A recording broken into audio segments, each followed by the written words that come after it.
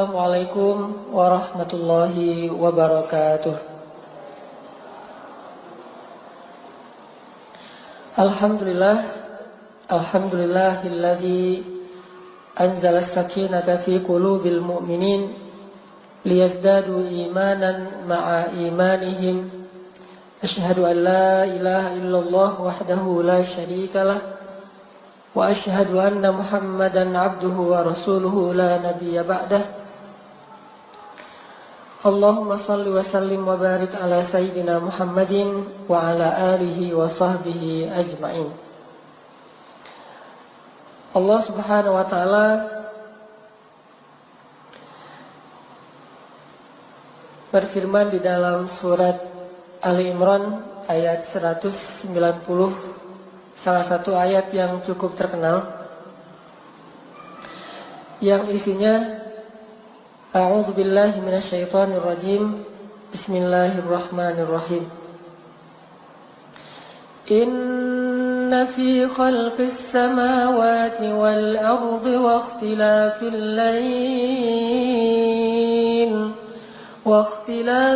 layli wan nahari laayatin liulil albab. الذين يذكرون الله قياما وقعودا وعلى جنوبهم ويتفكرون في خلق السماوات والأرض ربنا ما خلقت هذا باطلا سبحانك فقنا عذاب النار. Sadaqallahul azim. Rasulullah sallallahu alaihi wasallam bersabda, "Min husni islamil mar'i tarkuhu ma la yu'nih." Di antara tanda-tanda kesempurnaan atau baiknya Islam seseorang adalah dia meninggalkan apa-apa yang tidak bermanfaat atau berfaedah. Teman-teman yang dirahmati Allah, seperti judul kita pada sore hari ini, ibadah dalam diam. Kalimat ini adalah kalimat yang disampaikan oleh para ulama, bahwa dalam Islam itu tidak ada perbuatan ataupun kondisi yang sia-sia. Bukan hanya ucapan seseorang saja yang bisa berpahala dan bernilai ibadah.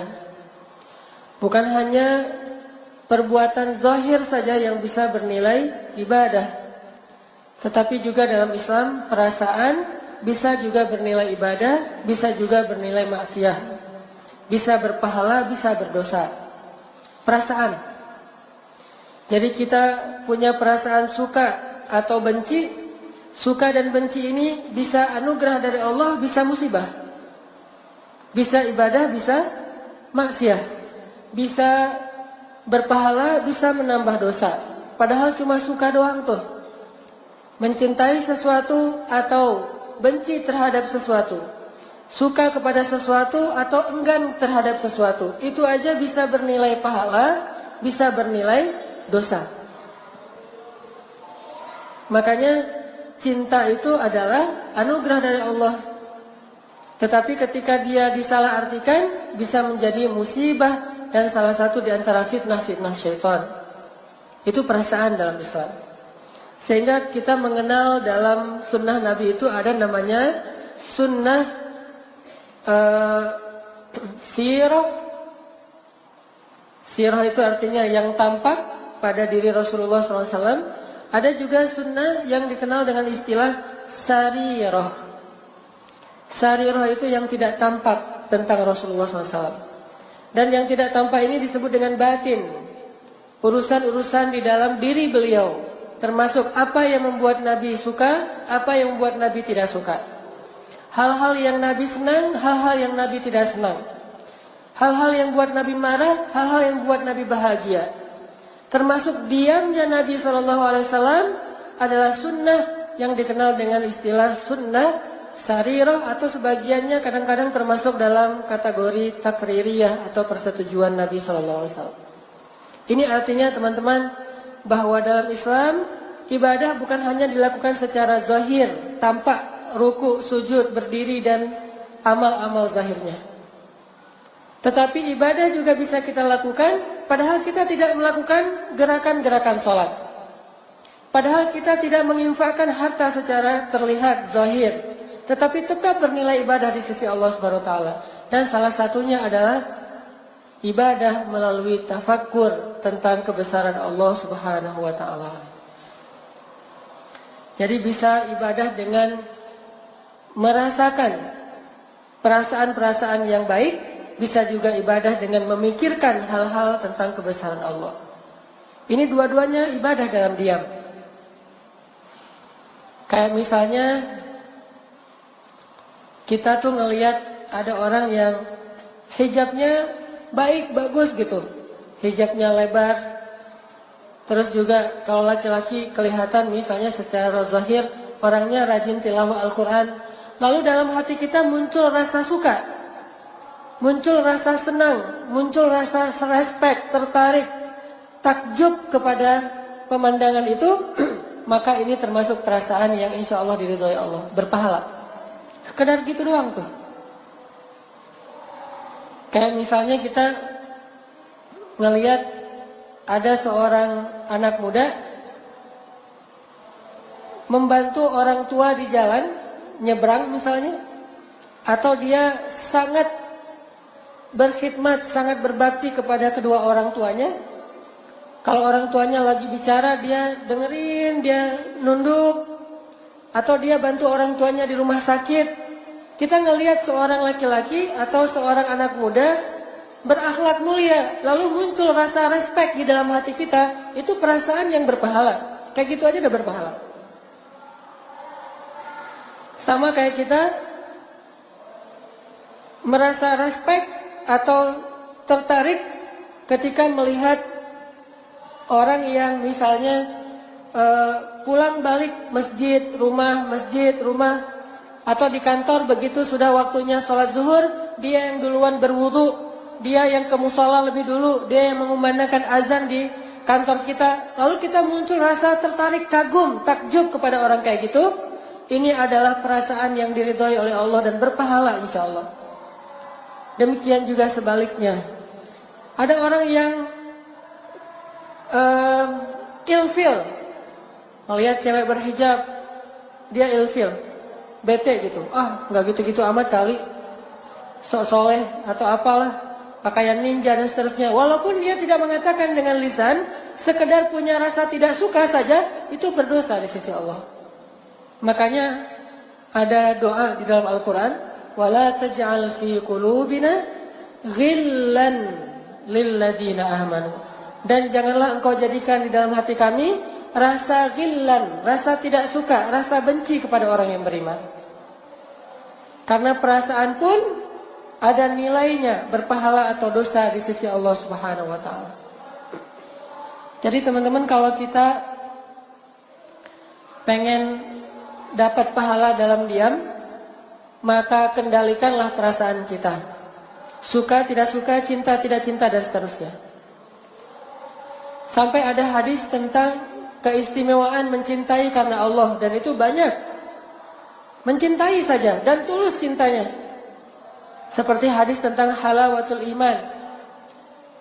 Ayyakunallahu wa rasuluhu ahabba ilaihi mimma siwahuma. Ketika Allah dan Rasul lebih dia cintai dari apapun juga. Perasaan cinta itu adalah iman. Begitu juga perasaan benci. Ayyakraha ayyauda ilal kufri kama yakrahu ayyuqadhafa finnar. Poin yang ketiga dari hadis tentang nikmatnya iman adalah benci terhadap dosa, terhadap kekufuran, sebagaimana dia benci jika dia dilemparkan ke dalam api neraka. Perasaan cinta dan benci. Jadi jangan katakan bahwa Islam itu tidak ada kebencian. Ada, tapi kebenciannya terhadap kebatilan, kebenciannya terhadap kedurhakaan, kebenciannya terhadap kerusakan, kebenciannya terhadap kejahatan. Jadi bukan hanya aliran cinta saja tapi tidak ada bencinya. Ini tidak balance.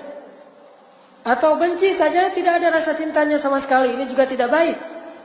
Karena cinta dan benci bisa menjadi tanda-tanda keimanan seseorang, bahkan berpahala di sisi Allah Subhanahu wa taala, walaupun cuma diam saja. Sehingga kita perlu mengintrospeksi diri, teman-teman. Apa yang membuat kita kadang benci? Apakah masalah subjektif, hanya tersinggung perasaan kita, berarti benci kita ini benci yang tidak diridhoi Allah? Apakah karena urusan harta, berarti benci kita ini benci yang tidak diridhoi oleh Allah? Gara-gara persaingan bisnis jadi benci. Gara-gara ada yang nilainya lebih tinggi dari kita, jadi benci sama dia. Ini orang yang baper yang tidak diridhoi Allah Subhanahu wa taala. Tetapi kalau kita bencinya bukan orang tetapi perbuatan dosanya, insya Allah itu benci yang diridhoi Allah. Cuman pada kesempatan ini kita akan lebih banyak membahas ibadah dalam diam yang kedua. Bukan ibadah dalam diam dalam arti perasaan, tetapi dalam angle ibadah tafakkur. Sebagaimana tadi ayat yang saya baca di surat Ali Imran 190, gimana caranya kita beribadah dengan cara bertafakkur terhadap kebesaran ayat min ayatillah, kebesaran Allah Subhanahu wa taala. Kalau kita perhatikan, kata para ulama, ilmu itu ada dua. Ada ilmu yang didapatkan dengan cara membaca, yang didapatkan dengan cara mendengar, yang didapatkan dari seorang ulama, yang didapatkan dari buku, namanya teori, atau dikenal dengan saqafah, wawasan. Ada juga ilmu yang didapatkan bukan dengan cara membaca, tidak tertulis di dalam kertas ataupun teks, tetapi didapatkan dengan cara mentafakuri, memikirkan, merenungkan, dan objeknya bukan tulisan, bukan bacaan, bukan huruf, tetapi objeknya adalah semesta. Itu dikenal dengan istilah hikmah. Sehingga ada orang yang dikenal dengan istilah alim atau orang yang ulama, ada juga yang dikenal dengan istilah hakim, orang yang bijaksana, ahli hikmah. Atau bisa jadi dua-duanya, seorang yang alim plus hakim. Dia banyak ilmu saqafah, wawasan, dia juga orang yang sangat hikmah, bijaksana karena mentafakuri kebesaran Allah. Dan kalau kita lihat di dalam Al-Quran, salah satu orang yang Allah sebutkan hakim atau Allah berikan hikmah itu adalah Nabi Yahya alaihissalam. Sejak kecil udah dikasih hikmah. Ya Yahya khudil kitaba biquwah wa atainahul hukma sabiyya. Sejak kecil Allah sudah memberikan hikmah kepada Nabi Yahya. Apa maksud hikmah? Nabi Yahya lebih paham kitab Taurat daripada ayahnya sendiri, yaitu Nabi Zakaria.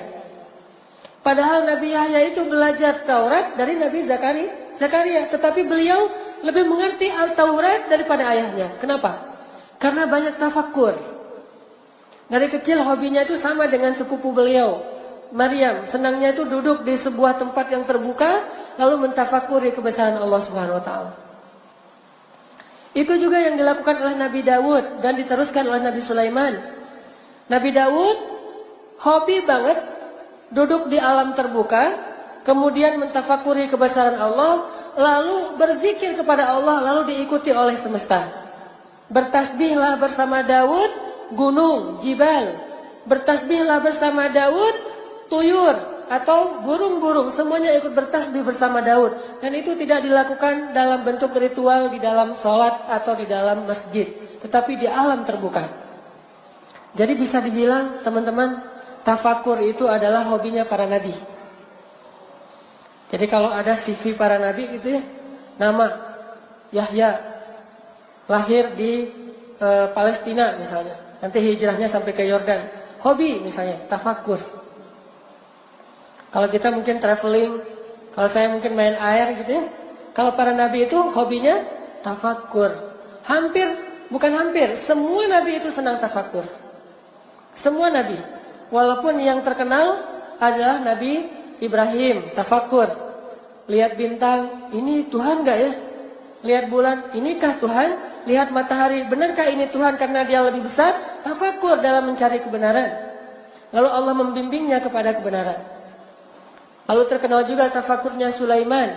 Terkenal juga tafakurnya Nabi Ayub ketika beliau sakit. Terkenal juga tafakurnya Nabi Musa ketika di Madian dan di Bukit Tursaina. Terkenal juga tafakur yang sangat banyak dari para anbiya. Makanya Nabi Yahya lebih paham kitab Taurat daripada Zakaria, karena salah satu hobi yang paling disukai Yahya itu sejak dari kecil adalah tafakur. Dari kecil. Makanya buat ibu-ibu nih, biasakan anak kita tafakur, Bu. Gimana caranya? Pancing, kasih dia pancingan, kasih dia semacam clue gitu buat dia mentafakur. Biasakan dia, bantu dia, bimbing dengan tafakur. Misalnya pas lagi jalan, ngelihat apa, kaitkan dengan Allah. Apapun yang terjadi dikaitkan dengan Allah. Apapun yang terjadi dihubungkan dengan Allah. Harus dihubungkan dengan Allah.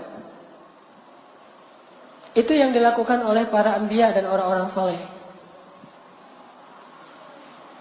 Kayak ada adegan kalau kita baca kisah Nabi Yahya. Suatu hari Nabi Zakaria seharian gak ketemu dengan anaknya Yahya, sehingga khawatir terhadap keselamatan Nabi Yahya. Soalnya orang-orang Bani Israel tuh senang banget menyakiti para anbiya, dan banyak yang pengen membunuh Nabi Yahya. Soalnya ulama-ulama Bani Israel, Yahudi, takut Yahya itu akan menggeser posisi mereka di antara masyarakat sebagai ulama. Sedangkan posisi mereka sebagai ulama itu menguntungkan secara materi.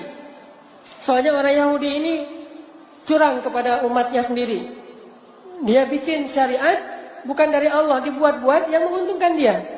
Yang Allah menyebutnya dengan istilah yaktubunal kitaba biaidihim, menulis kitab dengan tangan mereka sendiri, wa yashtaruna bi ayatillahi tsamanan qalila, dan menjual ayat-ayat Allah dengan harga yang sedikit. Itu kerjaan Yahudi, ulama-ulamanya. Menghalalkan yang haram, mengharamkan yang halal. Sehingga ketika Nabi Yahya muncul, apalagi Nabi Isa, mereka khawatir posisi mereka terganggu dan membahayakan pendapatan mereka. Banyak kejahatan yang mereka lakukan demi ingin menggeser atau menyingkirkan Nabi Yahya alaihissalam. Sehingga suatu hari Nabi Zakaria tidak melihat Nabi Yahya di rumah ibadah, tidak juga di rumahnya. Sehingga Nabi Zakaria mencari-cari seharian, di mana Yahya, di mana Yahya. Akhirnya Nabi Zakaria mencari di dalam hutan. Ketika dicari di dalam hutan atau di sebuah kebun, Nabi Zakaria melihat Nabi Yahya sedang duduk di depan sebuah lubang yang dibuat sendiri oleh Nabi Yahya, mirip dengan kuburan. Maka mendekatlah Nabi Zakaria kepada Yahya, bertanya, "Ya bunayya, wahai anakku tersayang, apa yang kamu lakukan sendiri di dalam kebun ini? Apa yang sedang kamu lakukan sendiri di sini, wahai Yahya?" Apa kata Yahya? "Ya abati, wahai ayahku. Bukankah ayah menceritakan bahwa yang bisa menghidupkan hati itu adalah mengingat kematian? Bukankah mengingat kematian itu akan membuat seseorang itu selalu sadar dan tidak lupa kepada Allah?" Kata Zakaria, "Benar. Maka wahai ayah," kata Yahya, "saya sengaja datang ke sini menggali sebuah lubang seolah-olah itu kuburan. Lalu saya mengingat kematian dengan cara menatap ke arah kuburan itu. Lalu saya berkata kepada diri sendiri, wahai diriku, kamu pasti akan dikuburkan di tempat ini suatu saat kelak. Dan saat itu terjadi, maka kamu hanya seorang diri, tidak ada yang bisa menolong kamu, wahai diriku, jiwaku." Jadi Nabi Yahya itu usia masih sekitar 7 tahun, udah punya inisiatif tafakur. Bayangin anak 7 tahun gali kuburan terus tafakur. Ada nggak sih anak sekarang kayak gitu? Yang ada anak sekarang 7 tahun mungkin nge-game. Anak 7 tahun mungkin sibuk dengan gadgetnya. Anak 7 tahun ngejar-ngejar Go Pokemon. Ke masjid juga, tetapi bukan untuk sholat ya. Soalnya Pokemonnya masuk masjid. Ya kejar tuh ke dalam masjid. Beda generasinya. Kalau dulu 7 tahun udah punya hobi tafakur, sampai punya inisiatif membuat galian, lalu dia duduk di depannya sambil menangis. Yahya menangis. Makanya kata Allah, Nabi Yahya itu adalah hamba yang sangat lembut hatinya. Apa sifat Nabi Yahya? Wahananan min ladunna wa zakatan wa kana taqiyya. Hanan at-taqi.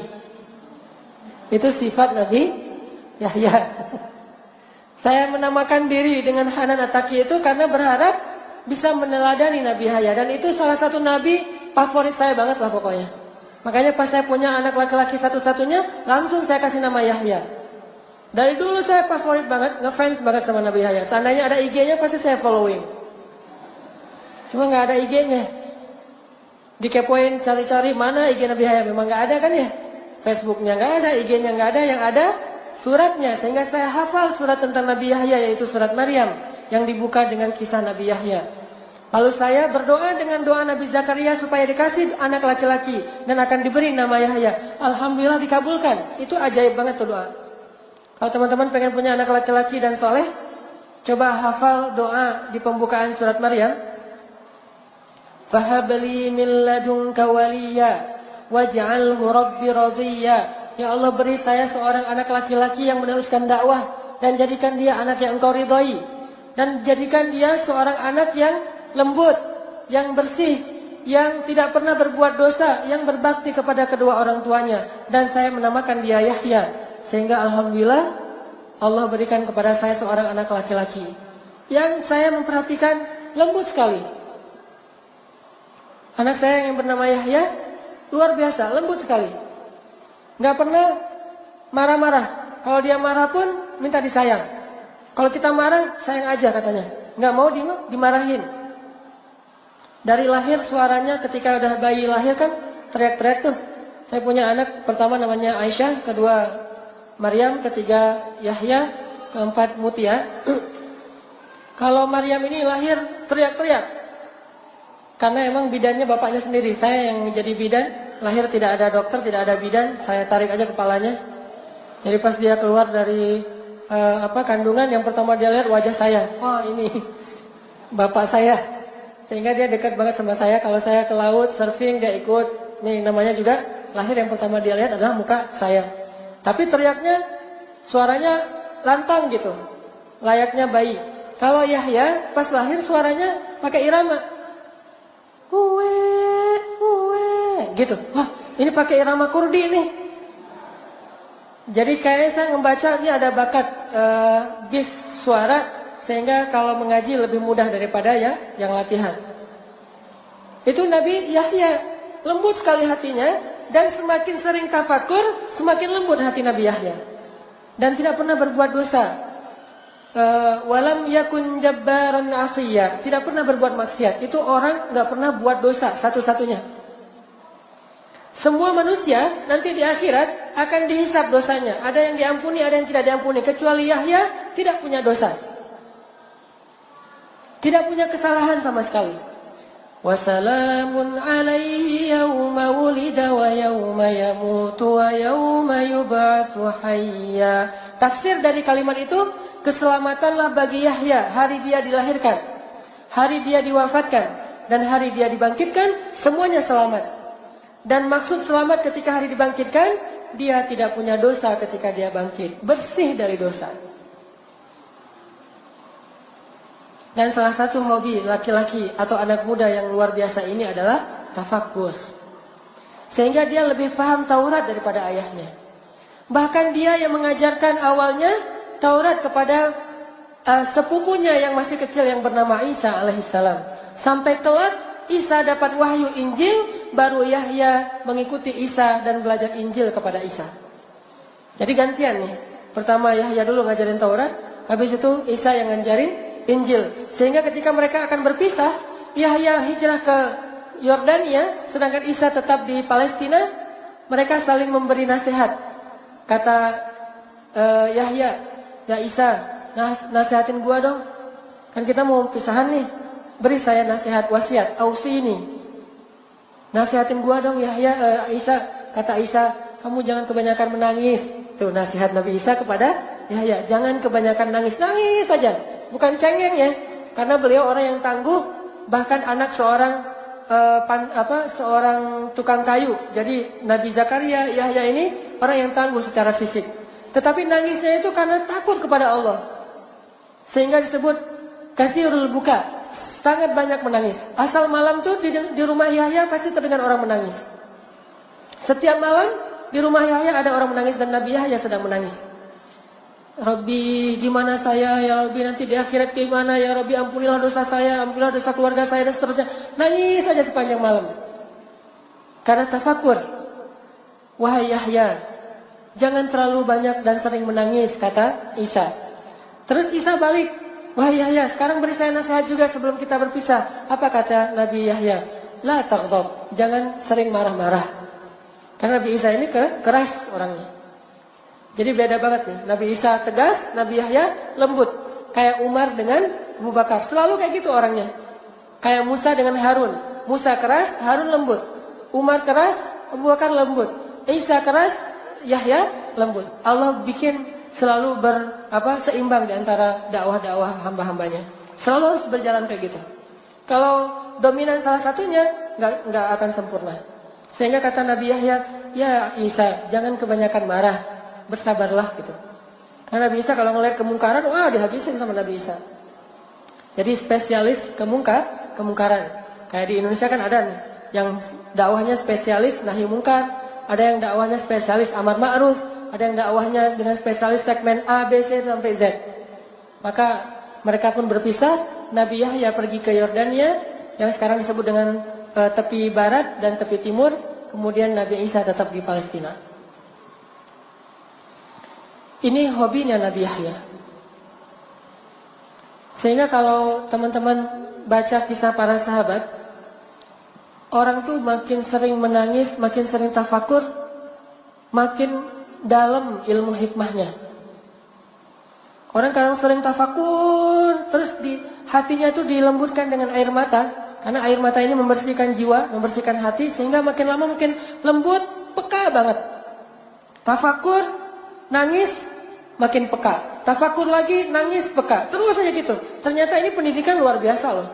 Bahkan kalau nggak sekolah pun, cukup tafakur aja, ini udah jadi orang hebat nih. Nggak usah sekolah yang sifatnya akademik misalnya. Walaupun itu sesuatu yang baik. Dia nggak sekolah akademik pun, dia kerjanya tafakur aja setiap hari, itu aja udah menjadi orang yang luar biasa. Karena ini adalah sekolahnya para nabi. Ini mata kuliahnya para sahabat. Ini materi pendidikannya keluarga-keluarga para anbiya. Tafakur. Dan ini sudah jarang dibahas di sekolah-sekolah kita. Kalau tidak dibahas di sekolah, harusnya dibahas di rumah. Tetapi juga di rumah sedikit. Kalau teman-teman tahu, saya awal tahu dakwah itu gara-gara tafakur. Dulu ketika saya sekolah, pesantren namanya. Pesantren kita itu pesantren modern, campur ikhwan akhwat, sehingga tetap aja namanya campur ada kenangan-kenangan kayak gitu-gitu deh. Ada yang suka-sukaan gitu, kecuali saya doang. Kenapa? Karena saya nggak ada yang mau. Untung ya, untung saya fisik biasa aja, wajah biasa aja, terus juga secara materi keluarga saya orang miskin. Terus prestasinya juga nggak unggul-unggul amat, sehingga tidak ada yang mau. Kalau pengen sih pengen, cuma nggak ada yang mau, gimana ya? Dan saya mah apa tuh? Jadi nggak ada. Ada aja adegan-adegan kayak gitu. Belum lagi nanti pesantren kita itu pernah menjadi pesantren yang ikut lomba band. Malah salah satu band yang cukup terkenal di Aceh tuh dari pesantren. Biasanya anak band mah dari SMA, ini mah dari pesantren. Dulu lagunya tuh lagu-lagu yang agak-agak underground. Jadi pesantren lagunya underground. Tapi macam-macam, ada yang seleranya dangdut aja kuc-kuc hotahe. Ada yang underground, ada yang pop, Westlife dulu mah masih masa-masa Boyzone, The Moved, gitu-gitu deh. Ini pesantren. Kalau saya karena senang reggae, Bob Marley. Jadi lagu-lagunya tuh lagu-lagu reggae. Sampai akhirnya Dan waktu itu udah ada Raihan, Hijaz, lagu-lagu nasyid. Kita mah nggak suka lagu-lagu nasyid. Dianggap cemen gitu. Sampai akhirnya suatu hari ketika lagi liburan sekolah, saya lagi main bola di depan masjid. Masjid di Aceh itu kan halamannya luas-luas tuh. Kita bisa main bola di depan masjid. Ternyata di masjid itu lagi ada jamaah tabligh khuruj di situ. Kan jamaah tabligh mah khuruj antar masjid ke masjid ya 3 hari, 40 hari gitu. Ada jamaah dari Pakistan lagi khuruj di masjid saya di Banda Aceh. Pas kita lagi main bola, pas istirahat habis main bolanya habis asar, mendekati maghrib kita istirahat, dipanggil sama salah satu amir jamaah dari Pakistan yang lagi khuruj di situ. Sini gitu, pakai bahasa Inggris. Come here. Akhirnya saya datang, duduk di sebelah dia senyumin aja, senyum orang soleh. Dari senyumnya aja udah nambah iman ya. Kalau senyum kita kan mematikan. Ini senyumnya menghidupkan. Ada orang yang senyum mematikan hati, ada orang yang senyumnya menghidupkan hati. Makanya cewek-cewek kalau ngeposting, senyumlah yang menghidupkan hati. Senyumnya ditutup dengan cadar, jadi gak kelihatan. Kalau senyum kita berlebihan, malah mematikan hati orang yang melihat. Ini orang soleh, senyum ke saya, jadi saya kayak dapat ilham, dapat hidayah gitu. Oh, orang soleh ya gitu. Jadi orang yang di pesantren gak tahu apa-apa tentang agama, hanya belajar teori saja. Saya tahu fikih sholat, saya tahu fikih puasa dan seterusnya, belajar fikih, tetapi tidak punya semangat yang baik. Tidak menjadi orang yang soleh, yang berimbang dengan ilmunya. Sampai amir atau pemimpin jamaah ini bilang ke saya sambil nunjuk ke langit. What's that in Indonesian? Apa itu dalam bahasa Indonesia, kata dia. Saya bilang langit. Kata dia, langit Allah cipta. Tunjuk ke pohon. Saya bilang, pohon Allah cipta, kata dia. Dia cuma tahu bahasa Indonesia Allah cipta aja. Terus dia tunjuk, ada sapi yang lagi merumput di depan masjid. Itu sapi Allah cipta. Gitu aja terus, setengah jam Allah cipta, terus Allah cipta. Tapi setelah Allah cipta, saya ngerasa ada sesuatu yang beda di dalam jiwa saya. Jadi kayak orang yang baru sadar dan baru bangun dari tidur. Itu luar biasa. Kerasa banget di hati kita. Ini namanya fiqhul qulub. Pemahaman yang paling baik itu dirasa di hati, bukan hanya difahami dengan logika. Dan itulah yang disebut dengan fikih dalam Islam. Dan itu tidak akan didapatkan kecuali dengan cara-cara yang Allah ajarkan.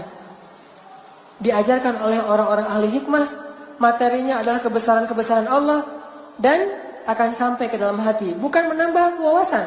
Wawasan apa? Orang saya juga udah tahu. Langit, orang saya yang ngasih tahu. Pohon, sapi, batu, segala macam, gunung. Karena rumah saya itu dekat laut, dekat gunung. Jadi kita ngabolan banget. Jadi anak kalau saya nonton si bolang tuh kayak nonton masa kecil saya. Kadang di laut, kadang di gunung. Kalau kita haus tinggal pergi ke kebun wakaf. Di Aceh tuh banyak kebun wakaf. Tinggal petik aja buah kelapa. Petik, manjat, petik sendiri, kupas sendiri. Banyak anak Aceh tuh ngupas kelapa itu nggak pakai golok. Ngupas kelapa pakai gigi. Kelapa muda dikupas pakai gigi. Kayak ngupas mangga. Makanya kita nggak pernah ke dokter gigi. Copot sendiri gitu. Langsung ngupas pakai gigi. Terus digeprok gitu udah aja. Minum air kelapa. Pokoknya si bolang banget lah. Jadi dekat laut, dekat gunung. Gunungnya kelihatan, lautnya kelihatan. Ditanya, laut, saya bilang Allah cipta. Karang, Allah cipta. Gunung, Allah cipta. Awan, Allah cipta. Dan seterusnya. Lama-lama jadi kayak nambah iman sendiri gara-gara kalimat Allah cipta. Dia mengajarkan saya tafakkur. Akhirnya sejak saat itu saya mulai rutin khuruj. Ikut jamaah tabligh. Namanya khuruj pelajar. Setiap bulan 3 hari. Setiap bulan khuruj. Sampai di Mesir saya masih khuruj. Baru saya berhenti khuruj, walaupun tetap berteman dengan teman-teman jamaah tabligh, tetap respect dengan dakwah mereka, gara-gara ada insiden di Mesir. Bukan insiden dimarahin orang. Kalau insiden dimarahin orang udah sering lah. Namanya tabligh ya, biasa dimarahin orang. Ngapain kamu sini segala macam? Masya Allah gitu aja kita mah nggak ngelawan ya. Baru ada insiden yang buat saya berhenti itu apa? Saya lagi bayan. Saya di Mesir itu kelas tahun kedua lah, semester 3. Tahun kedua di Al-Azhar. Saya bayangkan di tabligh mah kalau lagi di masjid ada namanya bayan, ceramah di depan. Saya bayan. Bayan 1 jam. Setelah selesai bayan ada seorang bapak-bapak salaman sama saya. Assalamualaikum, waalaikumsalam. Dia ternyata tadi itu duduk di depan saya. Siapa namanya? Saya sebutin. Dari mana? Dari Indonesia. Oh, belajar di mana? Di Al-Azhar, saya bilang. Kata beliau, saya ini ngajar di Al-Azhar, profesor kamu. Wah, ternyata yang dengar bayan saya adalah dosen saya sendiri, cuman beda semester gitu. Dosen tafsir Al-Quran semester terakhir. Yang nanti saya akan ketemu beliau. Kalau nanti udah semester terakhir. Saya itu dosen kamu di Al-Azhar. Nih ya, kamu tuh tadi pas bayan banyak salah. Aduh, banyak informasi yang keliru. Banyak hadis-hadis yang gak kayak gitu. Banyak tafsiran yang keliru dan seterusnya. Oh gitu Prof, maaf saya gak tahu segala macam. Makanya kalau kamu mau belajar, udah aja gak apa-apa kamu khuruj. Gak apa-apa kamu berdakwah, tetapi jangan bayan dulu. Karena bayan itu menyampaikan ilmu. Kalau gak paham bisa membahayakan orang yang mendengar. Akhirnya saya minta maaf. Dan sejak saat itu saya tidak berani lagi untuk bayan. Mulai saya belajar ke gerakan Ikhwanul Muslimin. Saya tinggal di pelosok yang banyak tokoh-tokoh ikhwannya. Salah satu guru ikhwan saya, Profesor Dr. Abdurrahman Uwais, meninggal dalam kudeta militer di Mesir. Dan mudah-mudahan mendapatkan pahala syahid.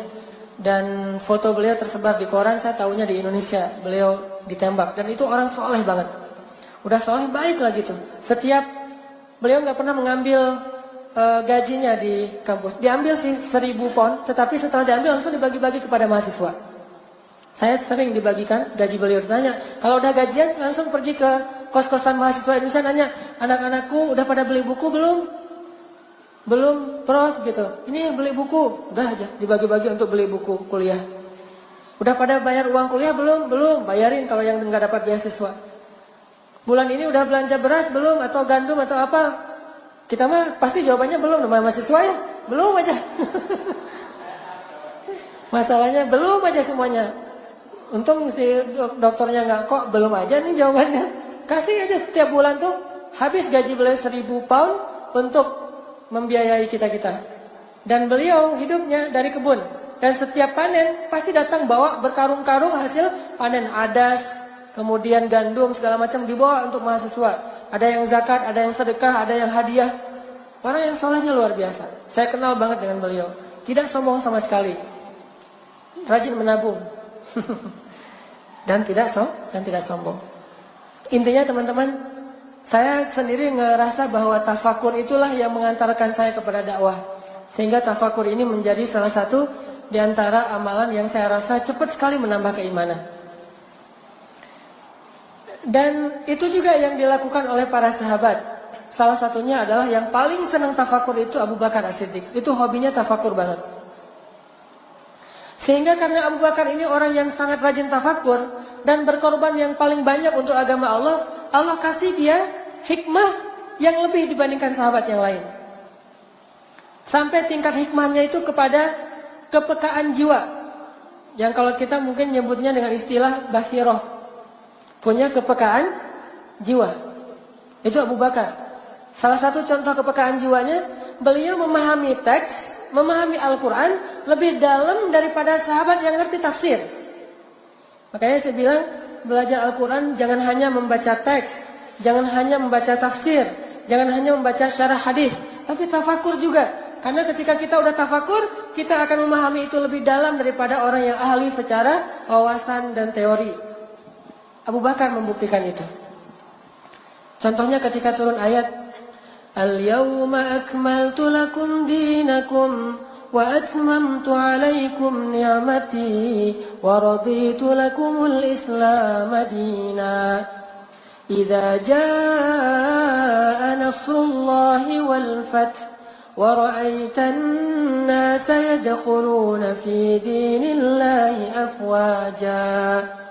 Ketika ayat ini turun, ayat tentang sempurnanya agama, sudah lengkap semua syariat, maka semua para sahabat itu bertakbir karena bahagia. Allahu Akbar, agama sudah sempurna, syariat sudah utuh, syariat sudah lengkap, bertakbir semuanya. Kecuali Abu Bakar menangis. Mereka mengira ayat ini adalah ayat berita gembira. Agama sudah sempurna, akan dimenangkan oleh Allah. Berarti ini ayat berita gembira, mereka bertakbir. Sedangkan Abu Bakar menangis. Lalu orang-orang bertanya, "Ma yubkika ya Abu Bakar? Kenapa engkau menangis wahai Abu Bakar?" Abu Bakar mengatakan, "Memang ini adalah ayat berita gembira. Tetapi di sisi yang lain, ketika Allah sudah menyempurnakan agamanya, berarti tugas Nabi sudah selesai. Dan jika tugas Nabi sudah selesai, berarti sebentar lagi Nabi akan kembali kepada Tuhannya dan akan berpisah dengan kita." Baru para sahabat menangis semuanya. Jadi loadingnya beda.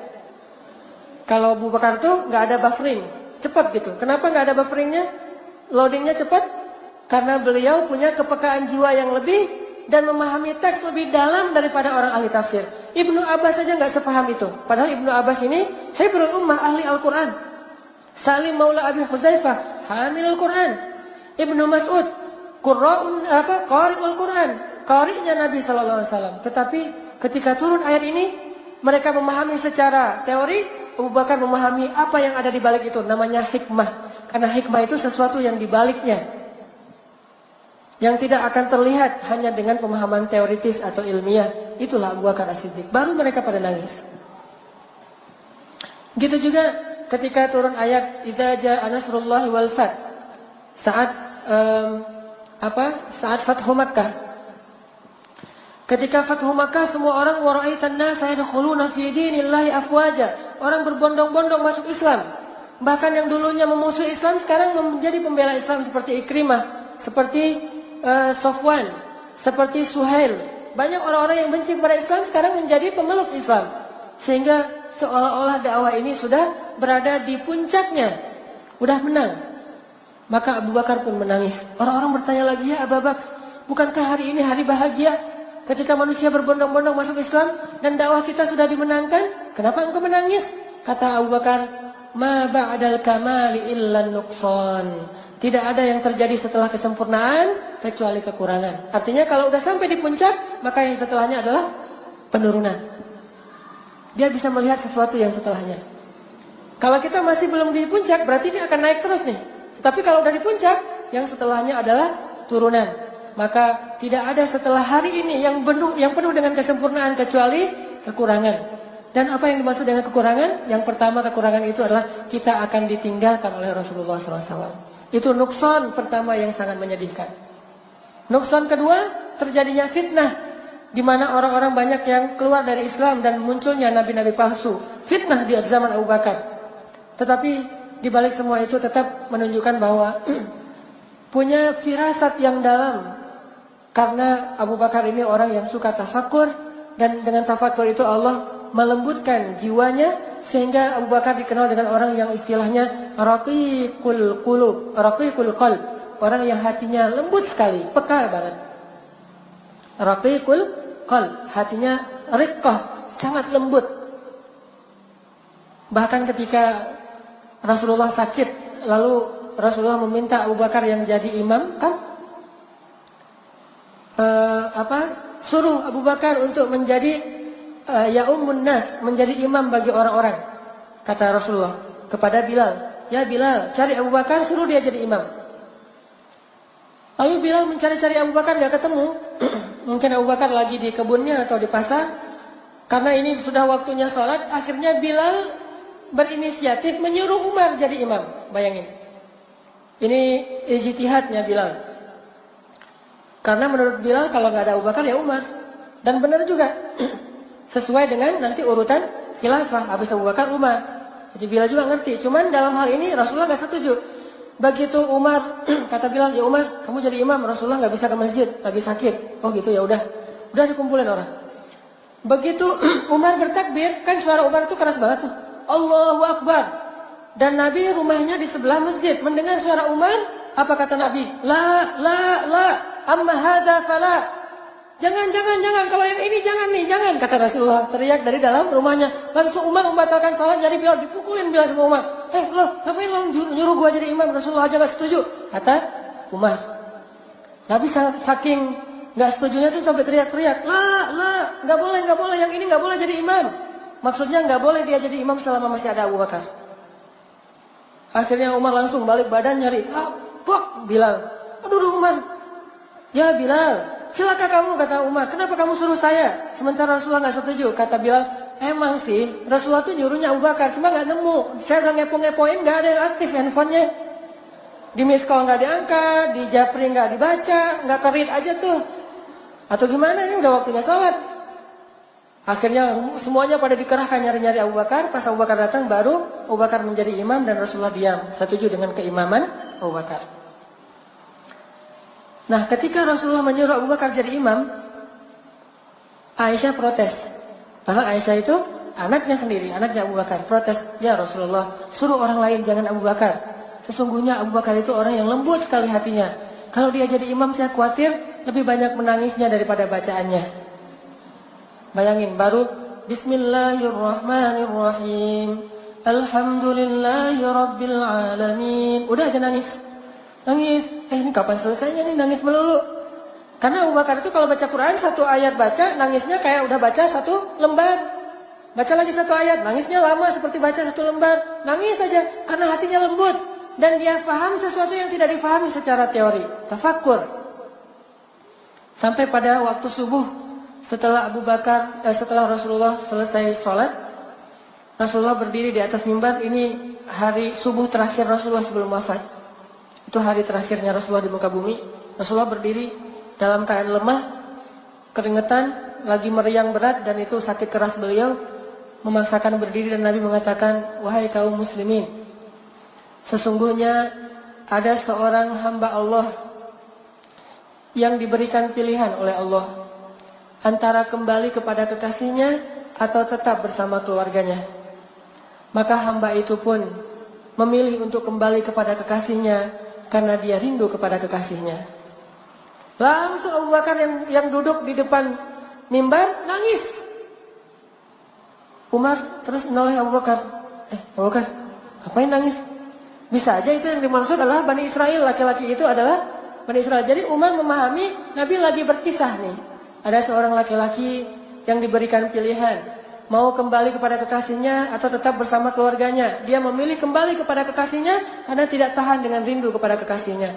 Oh, ada ya Bani Israel. Kirain sama Umar Bani Israel orang soleh. Lalu Abu Bakar mengatakan, ya Umar, tahukah kamu siapa laki-laki itu? Kata Umar, emang siapa? Dialah Rasulullah SAW. Beliau ternyata sudah diberikan pilihan untuk kembali kepada Allah atau tetap bersama kita, dan beliau telah memilih untuk kembali kepada Allah. Baru satu masjid nangis. Selalu aja gitu. Beda. Yang satu udah nangis duluan, yang lain, oh ya udah nangis deh. Jadi nangisnya nunggu komando dari Abu Bakar. Dan itu juga luar biasa ya, Rasulullah mah nyawanya ditawari. Rasulullah mau meninggal enggak? Mau dong, gitu. Rasulullah mau meninggal atau mau tetap hidup ya Rasulullah? Meninggal aja deh, Rasulullah mah. Kalau kita coba, Ustaz, mau meninggal sekarang? Oh jangan dong, saya belum beresnya segala macam alasannya, modus gitu ya. Jangan meninggal sekarang, tuh ombak lagi bagus tuh. Ntar aja kalau pulang dari Batu Karas misalnya, ngombak dulu. Ini artinya Rasulullah itu sampai nyawanya aja ditawar sama Allah. Malaikat yang datang tuh nggak enak hati, cabut nggak ya, nggak tega, Kayak seorang dokter mau nyuntik anaknya sendiri. Kalau nyuntik anak orang kan nyuntik aja kan ya. Atau mau mengkhitan putranya sendiri kan. Gimana nih, kasihan nih anak saya, udah kamu gak usah dikhitan aja deh. Padahal dia dokter ahli khitan, yang orang lain mah dikhitan aja, ini mah gak berani. Karena gak tega. Begitu malaikat mau mencabut nyawa Rasulullah, malaikat gak tega. Nyabut dikit-dikit. Pas Rasulullah mengatakan sakit gitu. Oh ya, jangan. Dilepas sama malaikat, jadi nyawanya tuh mau cabut, dilepas lagi. Sakit ya Rasulullah, maaf, nggak jadi lagi tuh. Cabut lagi nggak jadi. Bukannya Rasulullah mudah, susahnya mungkin gara-gara malaikat nggak tega tuh. Jadi pelan dicabut, Nabi kesakitan, langsung dilepas lagi. Saking cintanya malaikat kepada Rasulullah SAW, sampai nggak tega banget mau nyabut nyawa Rasul. Belum lagi nanti malaikat Jibril duduk di sebelah Nabi, seolah-olah kayak sahabat dekat banget megangin Nabi. Pas Nabi lagi dicabut nyawanya ngelihat ke arah Jibril berpaling. Sampai Nabi bertanya, ya Jibril, apakah engkau benci melihat wajahku? Kata Jibril, bukan ya Rasulullah, saya nggak tega. Coba bayangin, adegannya sampai segitu banget tuh. Rasulullah lagi dicabut nyawanya, Jibril nggak mau ngelihat. Gini aja Jibril, coba bayangin, Jibril yang perkasa, tiba-tiba jadi gitu. Nggak mau ngelihat, aduh nggak tega ya Rasulullah dicabut nyawanya. Coba kalau yang lain, yang mana orangnya diliatin gitu ya, ditonton sama malaikatnya. Ini mah nggak ditonton karena malaikat nggak tega. Dan ternyata Abu Bakar faham tentang hadis itu. Umar nggak paham. Ini orang yang rajin tafakur. Terus sahabat lain yang rajin tafakur dan sangat peka adalah Utsman bin Affan. Utsman ini juga punya basirah, rajin tafakur, Allah berikan kepekaan di dalam jiwanya.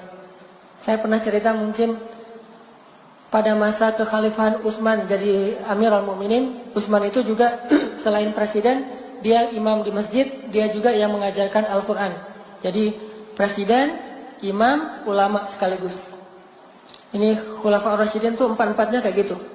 Ideal gitu ya. Dia presiden, dia imam masjid, dia juga yang ngajarin ilmu. Terutama Ali yang paling luar biasa di antara empat ini kalau ilmunya.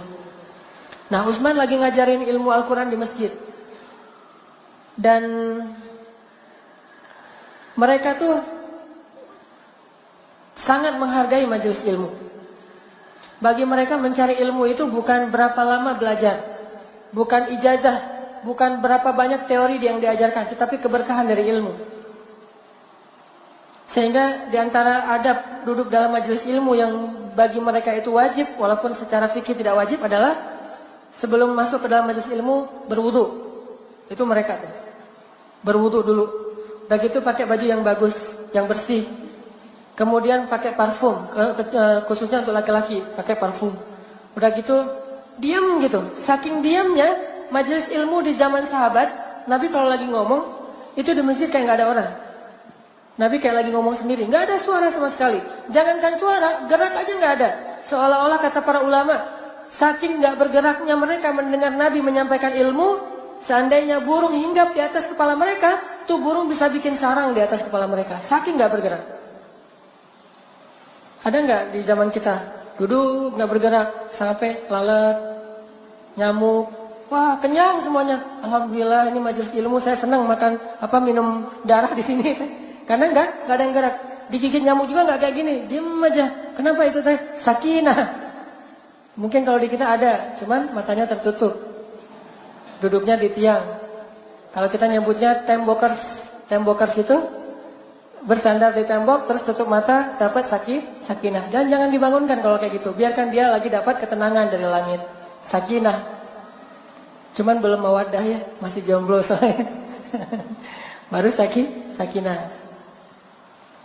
Nah, pas zaman Utsman jadi Amirul Mukminin, Utsman lagi ngajarin ilmu di masjid. Datanglah seorang laki-laki, muridnya Utsman bin Affan.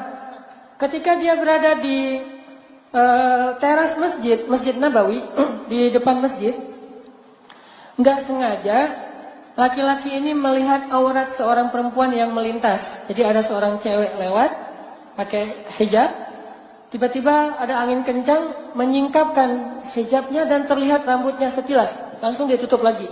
Nah, laki-laki ini melihat aurat itu, rambut cewek sekilas nggak sengaja di depan masjid. Karena dia anggap ini sesuatu yang tidak sengaja, belum lagi nanti hadisnya itu berarti adalah ramah segala macam, karena pandangan pertama nggak sengaja. Dia anggap ini bukan dosa, sehingga dia tidak beristighfar. Namanya juga sekilas nggak sengaja, cuma rambut doang kan ya. Masuklah dia ke dalam masjid, kayak gini, langsung duduk di antara jamaah. Begitu dia duduk, Utsman mengatakan, saya melihat ada seorang laki-laki yang masuk kepada kita untuk mencari ilmu, padahal di matanya masih ada bekas zina, kata Utsman. Coba, di matanya ada bekas zina. Laki-laki ini langsung terperanjat, kaget gitu. Langsung dia mengatakan, ya Utsman, apakah masih turun wahyu kepadamu setelah Rasulullah? Artinya kan Rasulullah orang Nabi terakhir. Bagaimana engkau tahu bahwa saya barusan melihat sesuatu yang tidak baik, sehingga engkau mengatakan ada bekas zina di matanya? Apakah telah turun wahyu kepadamu setelah Rasulullah? Apa kata Utsman? Ittaqu farasatal mu'min. Hati-hati dengan farasah. Farasah itu jadi bahasa Indonesia, firasat. Hati-hati dengan firasat orang yang beriman. Bayangin, ngelihat cuma sekilas, rambut doang, gak sengaja pula. Nuntut ilmu disuruh keluar sama Utsman, kecuali dia beristighfar. Gimana kalau yang lebih dari itu? Sengaja nyari, browsing, ngepoin, ngeklik, ngelihatnya bukan cuma rambut, dan sengaja, dan gak sekilas, dan lebih dari rambut. Kira-kira gimana tuh nuntut ilmunya? Itulah bedanya mereka dengan kita. Kalau kita mencari ilmu itu untuk direkam di dalam pikiran kita, hafal, tahu, ngerti. Nanti kalau ustadznya nyebut lagi, oh saya udah pernah dengar. Kalau kita baca lagi, oh gue udah pernah tahu tuh. Kalau dibacakan sama teman, saya udah hafal hadisnya. Bagi kita ilmu tuh di sini. Bagi mereka ilmu itu di sini. Kalau ilmu di sini, sambil bermaksiat pun bisa mencari ilmu. Ini konsep barat nih. Orang barat kan, kayak di film-film atau di mana tuh, mencari ilmu pacaran. Bahkan di kelas tuh duduknya satu bangku berdua, cewek cowok dengan pacarnya. Nanti ada live party misalnya, ada misalnya summer party segala macam, tetap aja ada party-partian. Tetapi juara kelas, berprestasi, nilainya bagus, doktoralnya di usia masih 20 tahun. Karena ilmu mereka cuma di sini. Nggak akan membuat hati mereka beriman dengan ilmu seperti itu. Sedangkan orang Islam mencari ilmu itu bukan untuk dihafal, tetapi fiqhul qulub, difahami dengan hati. Dan itu tidak akan bisa didapatkan kecuali dengan cara meninggalkan dosa. Beda cari ilmu ala barat dengan ala Islam. Kalau ala barat sambil bermaksiat juga dapat ilmu. Tapi dalam Islam dosa kecil menghalangi kita dari ilmu. Itu yang dialami oleh Imam Syafi'i kan. Ke pasar gak sengaja ngelihat ada seorang ibu-ibu betisnya keangkat. Namanya orang di pasar gitu lagi kerja, betisnya keangkat, gak sengaja langsung Imam Syafi'i memalingkan wajahnya. Lupa beberapa hadis. Dan ketahuan banget Imam Syafi'i kalau lupa, soalnya gak pernah lupa. Kalau kita ngerasa biasa-biasa aja, karena emang kita jarang ingat. Makanya nggak tahu kalau ada lupa. Emang saya nggak pernah ingat apa-apa. Kalau orang menghafal Quran itu ketahuan. Kalau dia habis ada dosa itu ketahuan. Apa ketahuannya? Murajaahnya susah. Ayatnya lupa, itu orang yang hafal Quran. Jadi kalau kita nggak ngafal Quran, nggak akan ketahuan. Saya mah ngelihat gitu biasa-biasa aja. Ya biasa-biasa aja, karena nggak ada ayat yang dihafal, tidak ada hadis yang dihafal, sehingga nggak ada yang lupa. Kalau kata teman-teman, hati-hati jaga pandangan, hilang hafalan. Kecuali bagi yang tidak menghafal gitu ya. Kalau yang nggak menghafal, ada juga yang nakal. Nggak apa-apa, hilang hafalan, ntar hafal lagi. Gampang kalau hilang nanti dihafal lagi. Artinya kepekaan itu al-fiqhu fiqhul qulub. Pemahaman yang di hati itu tidak akan didapatkan kecuali dengan tadi meninggalkan dosa. Makanya kata Utsman ini orang yang hatinya peka, dan itu salah satunya dibangun dengan banyaknya bertafakur. Dan kita nanti bisa baca kalau dalam biografi Utsman itu kalimat-kalimat tafakurnya Utsman itu luar biasa. Dan di antara semua hamba-hamba Allah yang ahli tafakur ulul albab ini, Rasulullah SAW adalah orang yang paling sering menyampaikan hadis-hadis tafakur. Contoh nih, tafakur itu kan artinya menghubungkan suatu objek dengan penciptanya, pemiliknya. Lihat gunung, Allah cipta tadi. Lihat langit, Allah cipta. Kalau nggak bahasa itu minimal kita bahasanya Masya Allah, Subhanallah, Allahu Akbar. Itu artinya menghubungkan suatu objek semesta dengan pemiliknya. Itu namanya tafakur. Kayak tadi ayatnya, Rabbana ma khalaqta hadza batilan subhanaka faqina adzabannar. Dan gak usah terlalu ribet dengan yang benar subhanallah atau masya Allah, sama aja lah. Saya sering banget dapat pertanyaan, Ustaz, kita kalau ngelihat keajaiban alam semesta bacanya yang benar subhanallah atau masya Allah ya? Ayatnya subhanallah tuh. Subhanak artinya subhanallah. Bisa juga masya Allah, tergantung maksud. Subhanallah itu artinya gak mungkin sia-sia. Masya Allah itu artinya gak mungkin kecuali dengan seizin Allah. Sama-sama bisa dibaca dengan ketakjuban. Kayak kita ngelihat alam yang luar biasa, ada siklusnya, subhanallah. Artinya nggak mungkin ini terjadinya secara sia-sia, pasti ada maksudnya. Itu macamnya subhanallah. Tapi kalau kita bilang masya Allah, itu artinya ini nggak akan mungkin terjadi kecuali dengan seizin Allah, dengan kehendak Allah. Berarti bacanya tergantung niatnya, tergantung maksudnya apa di dalam hati kita. Rasulullah itu sering sekali mengaitkan satu objek dengan Allah atau akhirat. Itu tafakur. Contoh. Jadi dalam satu perjalanan, kalau nggak salah nih perjalanan perang Tabuk, Nabi berhenti di sebuah rest area, di oasis. Kan perjalanannya tuh panjang, harus berhenti di beberapa spot. Suatu malam, Nabi dengan pasukannya kaum muslimin berhenti di sebuah oasis. Dengan takdir Allah, kebenaran waktu itu malam bulan purnama. Dan mungkin purnama yang paling sempurna. Kayak mungkin di kita tuh ada fenomena bulan yang paling dekat jaraknya dengan bumi sehingga bulan terlihat lebih besar. Waktu itu mungkin kayak gitu. Lagi bulan purnama, sempurna banget dan tidak ada awan, cerah sekali. Satu helai awan pun nggak ada. Lalu para sahabat yang lelah berjalan, mereka tidur di hamparan pasir sambil ngelihat ke langit, melihat bulan purnama yang terang banget tapi tidak menyilaukan. Hening pada ngelihat langit gitu, sambil istirahat gitu. Jadi hiburan mereka itu ngelihat langit. Kalau hiburan saya tuh ngelihat istri. Maaf ya bagi yang belum punya. Hiburan saya itu menatap wajah istri. Wajah istri saya seperti rembulan. Tapi jangan dari jarak dekat. Kalau dari jarak dekat kan rembulan mah gak mulus ya. Dari jarak jauh gitu. Atau menatap wajah anak. Menatap wajah anak itu hiburan banget. Orang kalau udah nikah tuh ya gak susah nyari hiburan. Yang susah nyari hiburan tuh kalau masih jomblo. Susah banget nyari hiburan. Ini gak bisa, itu gak bisa. Udah dengar sekian album, tetap aja galau. Udah jalan sini jalan sana minum segala macam minuman mulai dari soda dan kemudian sampai bahkan ada yang ke beer house tetap aja galau. Tapi kalau udah nikah tinggal lihat wajah pasangan udah hiburan. Belum lagi senyumnya, belum lagi nanti dan seterusnya. Itu ya, itu mah intermezzo doang. Susah menghilangkan materi itu. Balik lagi ya. Jadi pada menatap bulan gitu, pada hening semuanya. Tiba-tiba Nabi mengatakan, tahukah kalian nanti penduduk surga itu akan menatap wajah Allah seperti saat ini kalian menatap bulan. Tidak ada penghalang di antara mereka, kata Nabi. Ini artinya apa? Apapun objeknya dihubungkan dengan Allah dan akhirat. Dihubungkan dengan Allah dan akhirat itu tafakkur. Melihat bulan. Nanti gini nih kita ngelihat wajah Allah di dalam surga. Gak ada penghalang sama sekali. Bening gitu. Teduh. Terangnya tapi tidak menyilaukan. Oh gitu ya Rasulullah. Semangat lagi mereka untuk beramal soleh. Tafakur. Nanti tafakur Nabi yang lain misalnya. Nabi lagi jalan. Terus ngelihat seonggok bangkai onta. Jadi ada bangkai onta yang sudah dipenuhi belatung.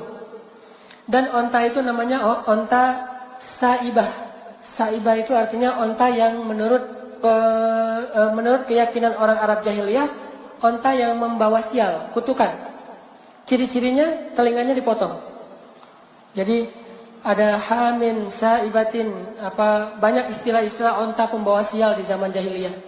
Nah, onta ini kalau udah dipotong telinganya, nggak ada yang mau makan dagingnya, tidak ada yang mau minum susunya, dan tidak ada yang mau menungganginya. Kenapa? Dianggap onta pembawa sial. Hidupnya aja nggak ada yang mau, apalagi matinya.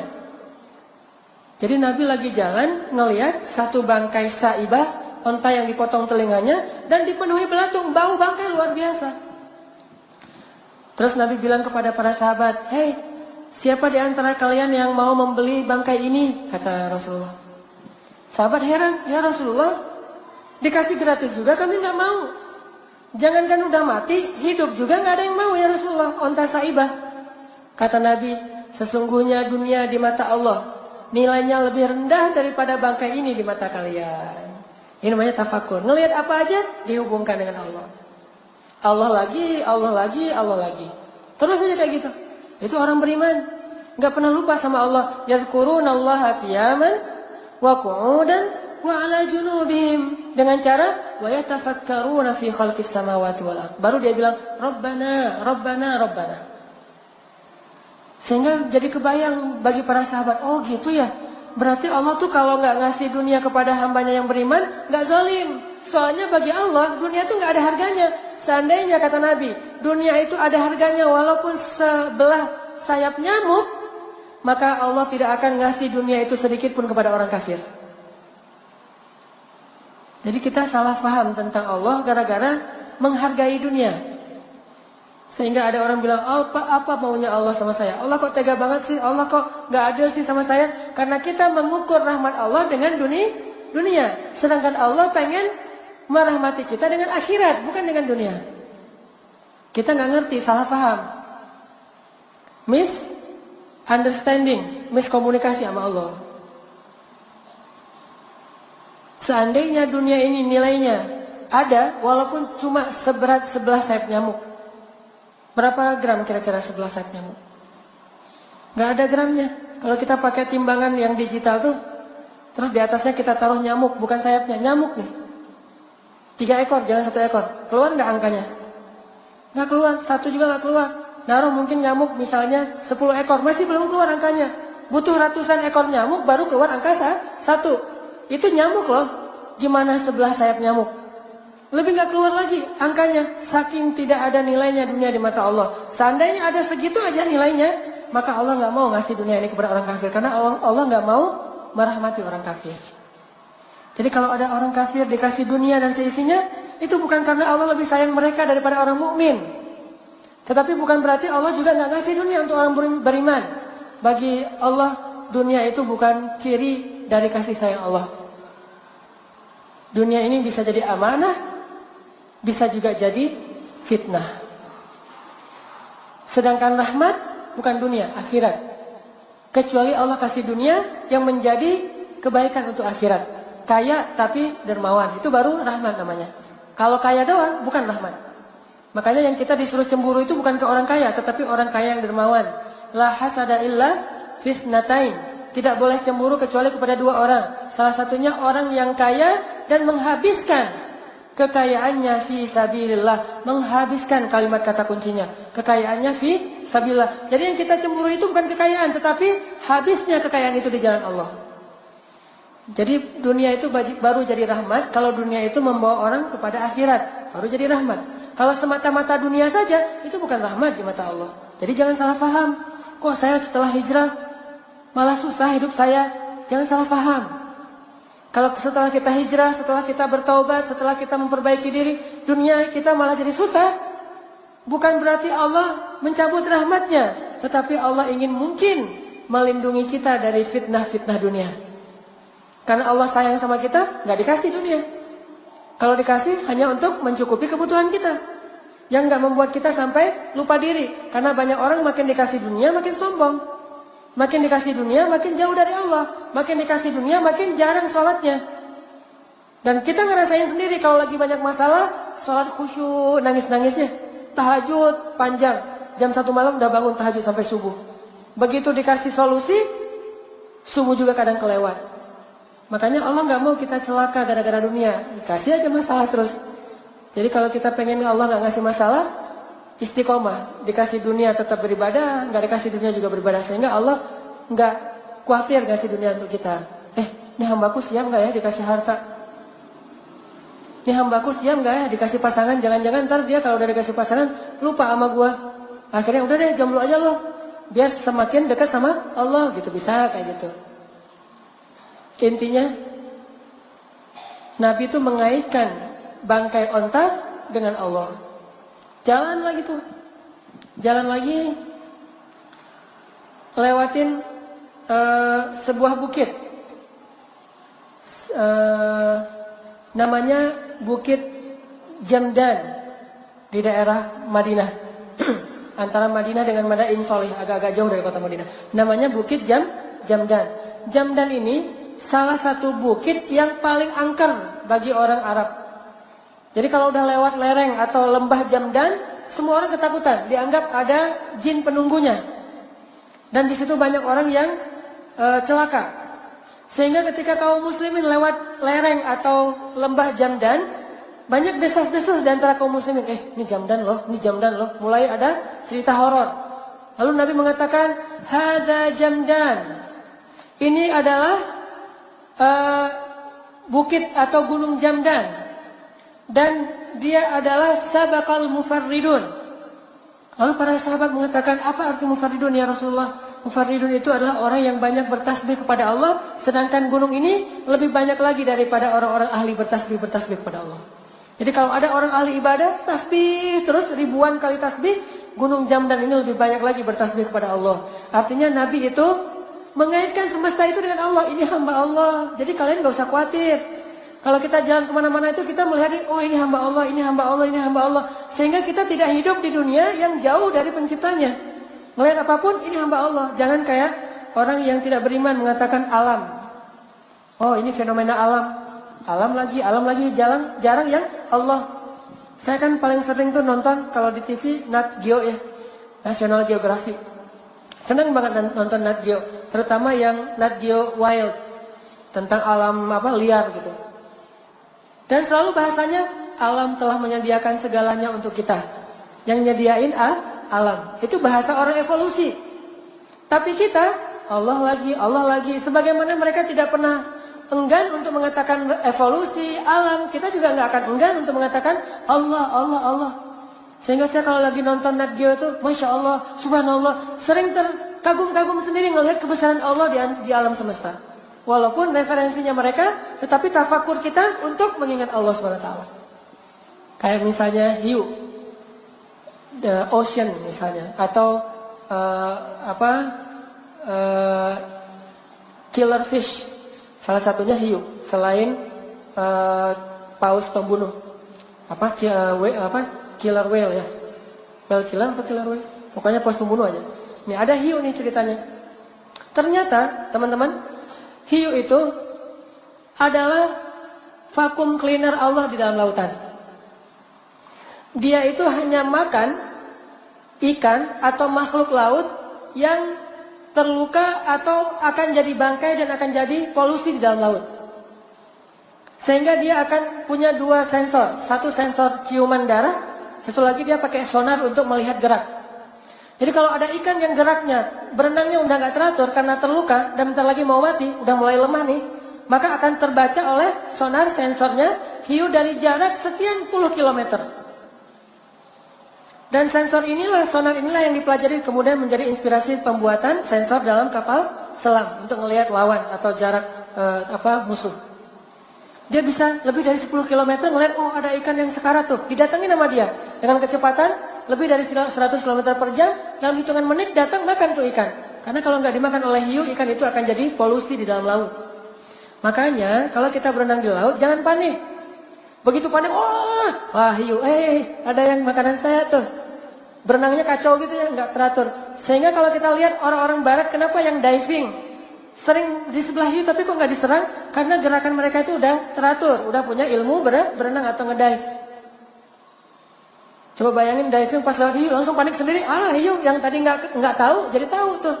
Hiu walaupun di sebelah kita kalau geraknya teratur, menurut teori di Nation nih, walaupun di sebelahnya kalau geraknya teratur, nggak akan kebaca oleh sonarnya. Sehingga dianggap bukan makanan, tetapi dianggap teman. Hey bro, gitu. Kalau teratur, tapi kalau bukan teratur, bukan bro tuh. Langsung, wah ini makanan saya. Walaupun jaraknya puluhan kilo. Masya Allah langsung. Ini namanya tafakur. Sama kayak gajah. Pernah dengar suara gajah? Kalau gajah bersuara yang bisa kita dengar, berarti dia lagi guyon. Kalau dia manggil temannya, kita nggak bisa dengar. Dia menggunakan suara frekuensi rendah yang tidak mampu didengar oleh manusia. Kita tuh bisa mendengar suara dengan frekuensi tertentu yang udah tinggi. Itu aja kadang-kadang, masih ya. Gajah teh memanggil temannya dalam jarak sampai 12 km, itu dengan frekuensi rendah yang kita aja nggak dengar di sebelahnya. Kita di sebelah gajah nih. Kita nggak tahu ternyata dia lagi manggil temannya 12 kilo. Kita yang di sebelah dia nggak dengar. Beda indra. Gimana kita tahu gajah lagi manggil temannya? Telinganya dibuat tegak gini, kemudian di bawah pipinya itu kembang kempis. Itu berarti dia sedang mengeluarkan suara frekuensi rendah yang didengar oleh temannya 12 kilo lebih, dan dia mengatakan, teman-teman, ini ada makanan nih. Ini ada kebun tebu. Akhirnya temannya yang dari jarak 12 kilo langsung datang. Kalau dalam teknologi kita disebut dengan share location. Jadi dia nge-share log ke temennya tuh pakai frekuensi rendah. Langsung, oh iya ntar sinyalnya putus-putus nih kata temennya teh. Ngejar langsung ke spot itu dan nggak meleset sama sekali.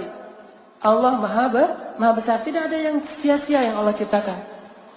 Makanya tafakur. Nabi itu suka sekali mentafakuri sesuatu dan dikaitkan dengan Allah atau minimal dengan akhirat. Naik gunung Uhud.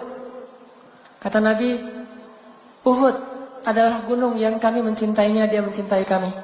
Uhud itu salah satu gunung-gunung surga, dan seterusnya dan seterusnya. Pokoknya tafakur aja. Makanya coba kalau teman-teman jalan, namanya bukan tadabbur alam ya. Kalau tadabbur mah Al-Quran. Kalau teks itu ditadaburi, kalau alam itu ditafakuri. Namanya bukan tadabbur alam tapi tafakur alam. Coba tafakuri kebesaran Allah Subhanahu wa taala. Dan fungsinya satu melembutkan hati, kedua menambah iman, ketiga memunculkan kepekaan dan pemahaman yang dalam diri kita. Inilah salah satu hobi para anbiya, terutama Rasulullah SAW, beribadah dalam diam, yaitu dengan cara merasa sesuatu yang baik atau yang buruk karena Allah, dan yang kedua dengan cara memikirkan dan mentafakuri kebesaran Allah Subhanahu wa taala. Mudah-mudahan ini bisa kita amalkan, bukan hanya jadi wawasan. Sering-sering deh, malam-malam kalau mau tahajud keluar rumah dulu, lihat wah alam langit, terus baca inna fi khalqis samawati wal ard wa ikhtilafil laili wan nahar la ayatil liulil albab, baru salat. Insyaallah akan lebih berkesan. Mudah-mudahan dengan demikian kita semakin yakin sama Allah, semakin believe, semakin keep the faith, karena sering tafakur melihat bukti-bukti kebesaran Allah, dan lebih berserah diri lagi kepada Allah Subhanahu wa taala. Barakallahu li wa lakum. Wassalamualaikum warahmatullahi wabarakatuh.